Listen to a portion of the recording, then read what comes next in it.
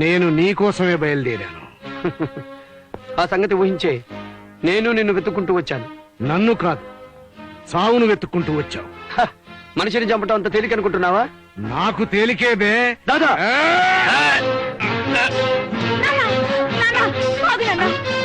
అడ్డులే. ఈ దాదా అంటే ఏమిటో వీడికి తెలిసి వచ్చేట్టు చేస్తాను. నాన్న, ఈయనే అడ్డు రాకపోతే పసుపు కుంకాలు పోగొట్టుకున్న నీ కూతురు ఆ రోజు మాన ప్రాణాలను కూడా పోగొట్టుకునేది నాన్న. అవును నాన్న, ఆ రోజు నన్ను కాపాడింది ఈయనే. చూడు, నువ్వు గూండావైతే నేను గూండాలకు గూండాని. అలా అని చెప్పి నిన్ను బెదిరించడానికి రాలేదు. నువ్వు కొంతమంది స్వార్థపరుల చేతుల్లో కీలుబొమ్మగా తయారై నేరాలు చేస్తున్నావు. చేయించిన వాళ్ళు సింహాసనం మీద కూర్చుంటారు, నువ్వు మాత్రం కటకటాల వెనక కూర్చుంటావు. ఈ నిజం చెప్పిపోవడానికే వచ్చాను. నువ్వు మారకపోతే నీ కూతుర్ని కాపాడిన ఈ చేతులే నీకు సంఖ్యలు వేస్తాయి. జాగ్రత్త.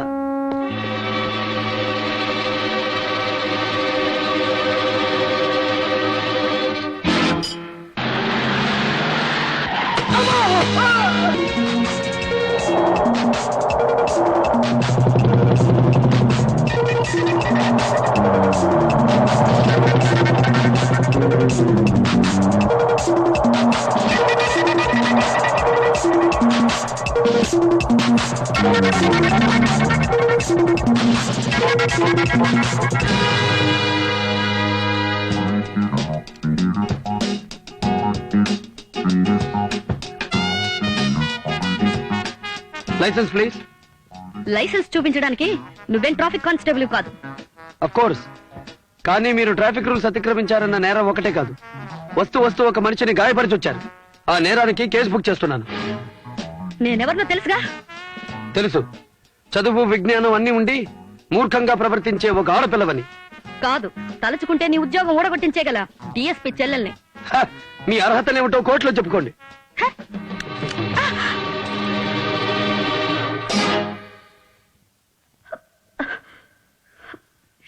నిర్లక్ష్యంగా కారు నడిపి ఒక వ్యక్తి గాయపడడానికి కారకురాలైన కుమారి లతకు 1000 రూపాయల జరిమానా విధించడమైనది.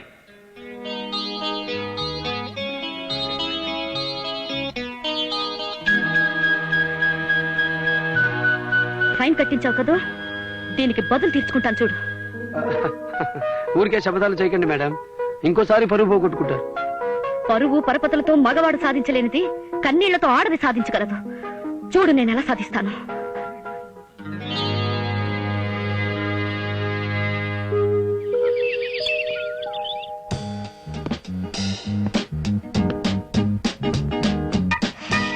చాలు బాబాయ్. చట్నీలో కారం లేదు. అసలే మీకు కోపం ఎక్కువ, ఇంకా కారం ఎందుకులేండి. మమ్మీ, బాబాయ్ ఎప్పుడు ఎక్సర్సైజ్ చేస్తుంటే డాడీ ఎప్పుడు టిఫిన్ తింటుంటారు. బాబాయ్ లాగా డాడీ కూడా ఎక్సర్సైజ్ చేయరే? శాస్త్రి గారు అబ్బాయి రోజు క్లాస్ పుస్తకాలు చదువుతుంటాడు. మరి నువ్వు చదవే? నాకు పాఠాలనే వచ్చు. కావాలంటే అప్ప చెప్పించుకో. నాకు చిన్నప్పుడే కండ తిరిగేసినాయిరా, కావాలంటే చూసుకో. తెలుసు కానీ కూర్చొని టిఫిన్ చేయండి. నోర్మై, నేను తిన్నా.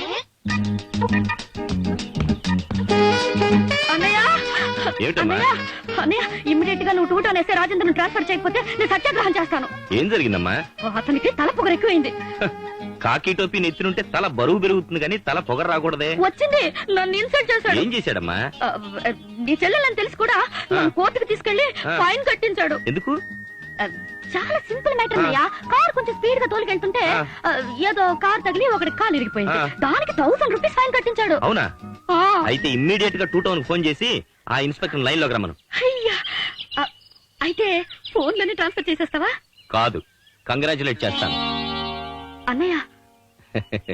అవునమ్మా, ఎడార్లో ఓయాసిస్ లాగా మా డిపార్ట్మెంట్ లో స్ట్రిక్ట్ ఆఫీసర్స్ రేర్ గా దొరుకుతుంటారు. అలాంటి వాళ్ళని ఎంకరేజ్ చేస్తే సొసైటీ బాగుపడుతుంది. నువ్వు ట్రాన్స్ఫర్ చేయకపోతే చేయపో, ఒక ఇంక్రిమెంట్ అన్నా కట్ చేయి. చూడమ్మా, డ్యూటీలో ఫెయిల్ అయితే తప్ప ఏ పీస్ ఆఫీసర్ మీద యాక్షన్ తీసుకోకూడదు. డ్యూటీలో ఫెయిల్ అవ్వాలా?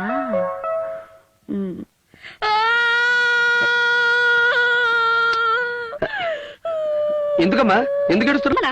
నేను నీకు అమ్మలా కనిపిస్తున్నానా? పోనీ అమ్మాయి, ఎందుకు ఏడుస్తున్నావు?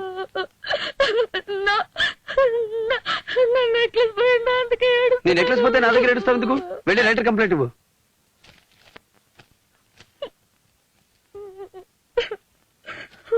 అలా ఏడవడం కాదమ్మా, పోయిన వస్తువులు వివరాలు చెప్పండి. ఏయ్, ఎవరనుకున్నావు నన్ను? డిఎస్పి శ్రీనివాస్ చెల్లెల్ని.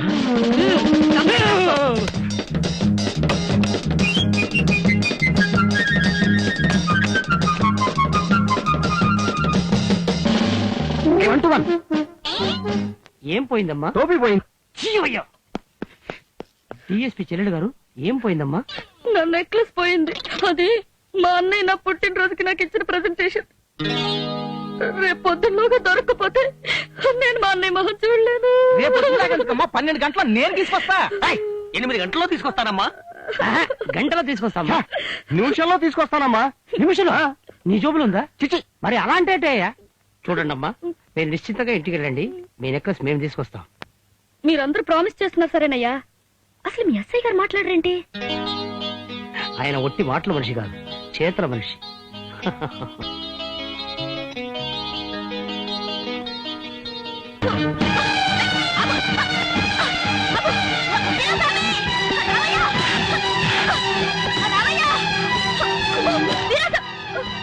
నోరిప్పేవంటే చందా.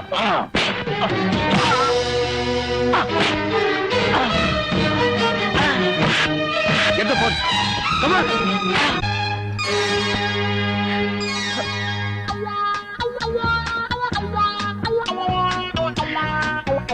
చూడు, పోలీసులతో ఇప్పుడు ఆటలాడుకోకు.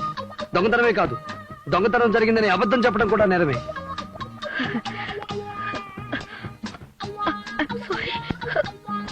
సారీ. ఏమండి, ఈ విషయం మా అన్నయ్యతో చెప్పకండి. ఆల్ రైట్, మీ అన్నయ్యని చూసి నేను వదిలేయటం లేదు. నీ అమ్మాయి తీసుకెళ్ళండి. ఆటగా